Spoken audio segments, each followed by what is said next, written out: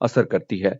आप जानते हैं, कभी कभार हम सोचते हैं कि हम इंजील लेकर लोगों के पास जा सकते हैं और हमारे कायल करने में और जो कुछ हम अपनी काबिलियत से कर सकते हैं उसमें ताकत रखते हैं।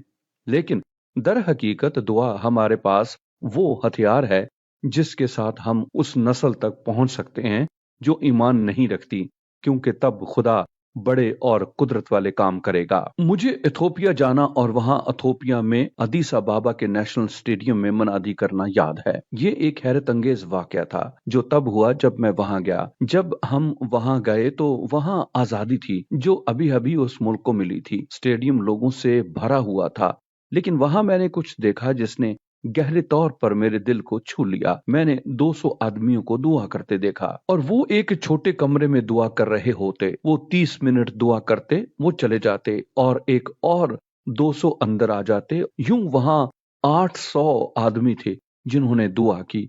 और मैं आपको बताता हूं, जब मैंने मनादी की वहां हजारों लोग थे जिन्होंने अपना रद्द अमल जाहिर किया, अपना दिल मसीह को दिया।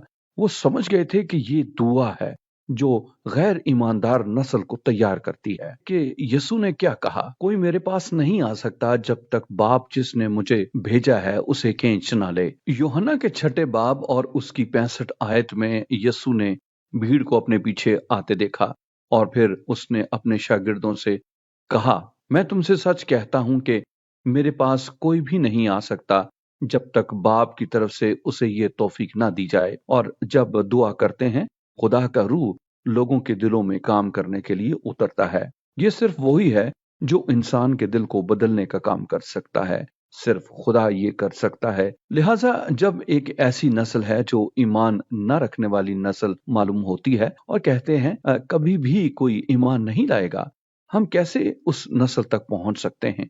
अच्छा, मैं आपको बताता हूं। ये खुदा की कुवत है जिससे हम कुछ कर सकते हैं। हम उस तख्त के सामने जाते हैं और उसे तलाश करते हैं और वो लोगों को यीशु मसीह के पास खींचने के लिए अपने रूह को भेजता है। यही था जो यीशु कह रहा था और यही था जो यीशु मसीह अपने शागिर्दों को सिखाने की कोशिश कर रहा था कि जरूर है कि खुदा का काम खुदा की कुवत से किया जाए। लिहाजा आज अपनी जात पर, अपनी काबिलियत पर, अपनी शख्सियत पर, अपने कायल करने पर तकिया ना करें, बल्कि आप रूह कुद्स पर इन्हिसार करें। आप खुदा के पास जाएं और कहें, खुदावंद तू काम कर और इस नस्ल के लोगों के दिलों को तैयार कर, और आप देखेंगे वो ऐसा करेगा।